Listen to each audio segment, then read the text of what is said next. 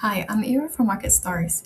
It's been a while since I'm in this channel, so today I would like to talk on foundation of economic. Do you usually deciding on purchasing or selling by thinking big or thinking small? When it comes to making decision about purchasing or selling, it's important to consider both the broader economic landscape and the smaller personal factors that might influence your choices. Thinking big involves looking at macroeconomic indicators such as inflation rates, employment trends, and a global market condition. And this approach helps in understanding the larger forces at play that could impact your decision. On the other hand, thinking small focuses on immediate personal circumstance, your budget, your specific needs, and personal financial goals. And this perspective ensures that your decision align with your current situation and personal priorities. Balancing these two approaches can lead to more informed and strategic decision making. By considering both the big picture and the finer details, you can navigate the complexities of economic choices with confidence and clarity. And what's your take on this approach? How do you balance this perspective in your own decision making process? So, economic is very beneficially subject that help with daily lives as it knowledge can implement in every matter. However, most of the time we didn't aware the consequence of every choices. Let's uncover the meaning of thinking small and thinking big in economic concept so we get a better understanding of the structure. Small choices, big consequence. Thinking small usually refers to microeconomic, where it studies how individual and business affect economic behavior and focus on choices of economic agent competing in market to get maximum utility and best outcome for themselves. From this interaction, there will be supply or demand, which determines prices and output. While thinking big, it refers to macroeconomic, which study of economic an entire nation and the whole world. Macroeconomic will look at unemployment interest rate, inflation that measure the growth or decline of economic worldwide. Effect of this economic indicator, it will change, will have impact to everyone everywhere.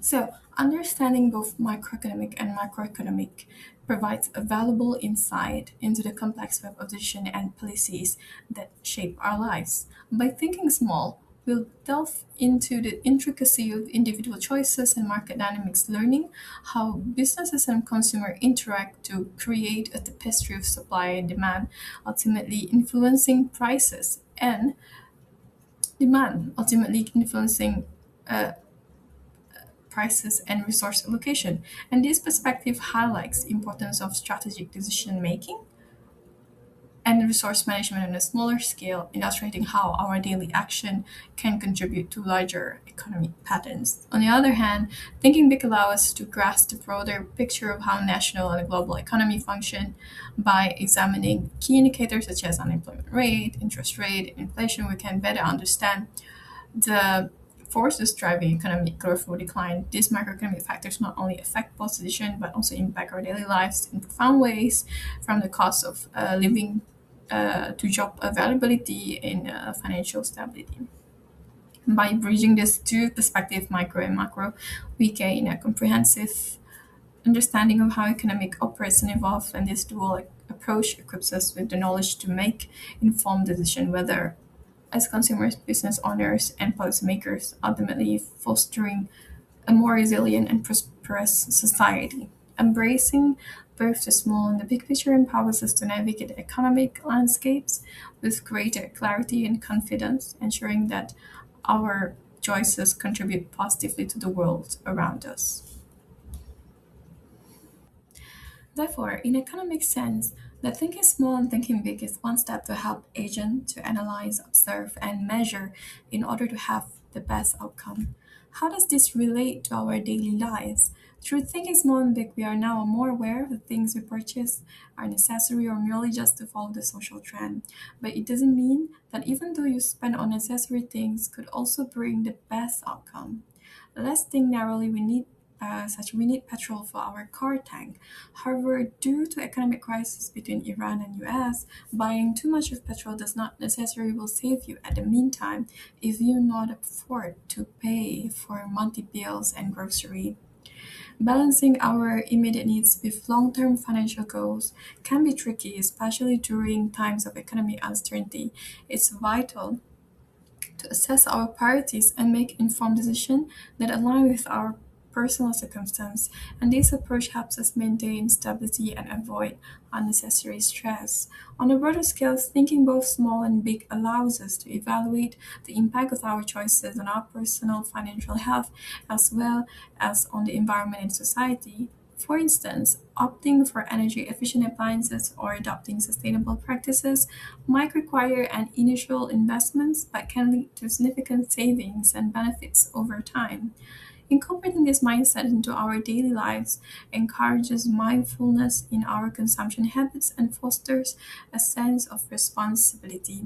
And by considering both immediate needs and long term effects, we can make choices that not only enhance our own lives but also contribute positively in the community and the world we live in.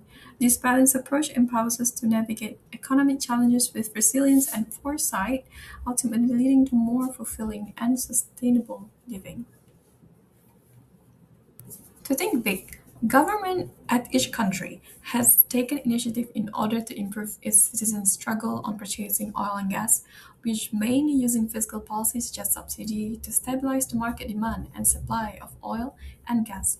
So in short, when an individual have lessened burden on paying the petrol prices, it helped their living costs, which indirectly provide saving for our education, healthcare, food, and etc. It supports human capital indirectly, such cheaper petrol, lower transportation, and living costs. Result is household expense will decrease, keeping prices of goods from rising too quickly. If transports become affordable, students are less likely to skip schools and workers can access more job opportunities.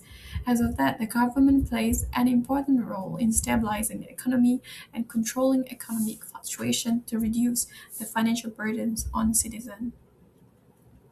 Furthermore, a stable economy promotes investment and encourages businesses to grow and innovate. When businesses thrive, they create more job opportunities, leading to a reduction in unemployment rates. This cycle of growth fosters a more prosperous society where individuals have better access to resources and opportunities for personal and professional development. Additionally, with more disposable income, citizens are more likely to contribute to the economy through increased consumption. This in turn boosts local businesses and stimulates further economic activity, creating a positive feedback loop of growth and prosperity.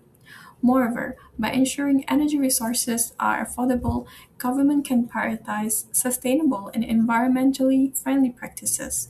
And this might include investing in renewable energy sources, which not only help in reducing carbon footprint, but also pave the way for a greener future.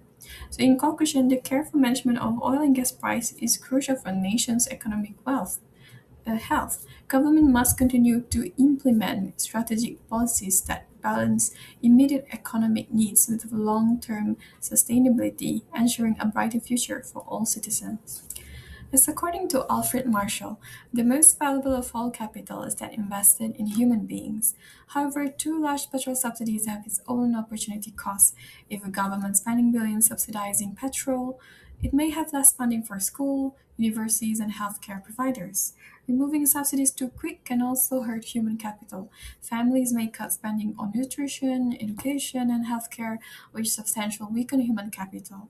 We can conclude thinking small and thinking big are both important in economics because they may help individual and government make a better economic decisions. When people understand both perspectives, they can achieve better economic outcomes in their daily lives.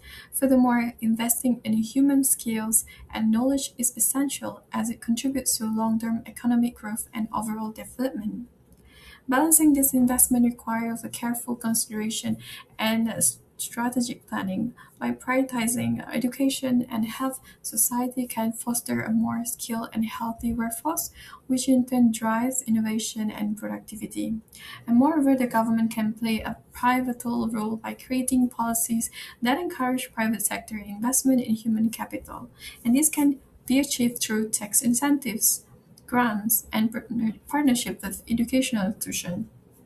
Additionally, promoting a lifelong learning and vocational training can ensure that individuals remain adaptable in a rapidly changing job market. In conclusion, while the allocation of resources might be challenging, the focus should be remain on sustainable practices that support human capital development. By doing so, economies can build resilient infrastructure capable of withstanding a global challenge and seizing new opportunities for growth. So now we know what actual thing happened around us that most probably you can clearly see at this time around due to the current fast shift in economic crisis. With this knowledge, we are now able to think more clearly on deciding what we consume. I hope you will memorize at least a little of the information that I tell you today. Thank you for taking time to reflect on these important issues. It's crucial to stay informed and aware of the changes happening around us, as they can significantly impact our daily lives and future decisions. By being mindful of the economy and its influence on consumption, we can make choices that not only benefit ourselves but also contribute positively to our communities and the environment. And let's continue to engage in meaningful discussion and share insights that can help us all navigate these challenging times with a greater understanding and resilience. Remember, every small action counts, and together we can make a difference. Thank you.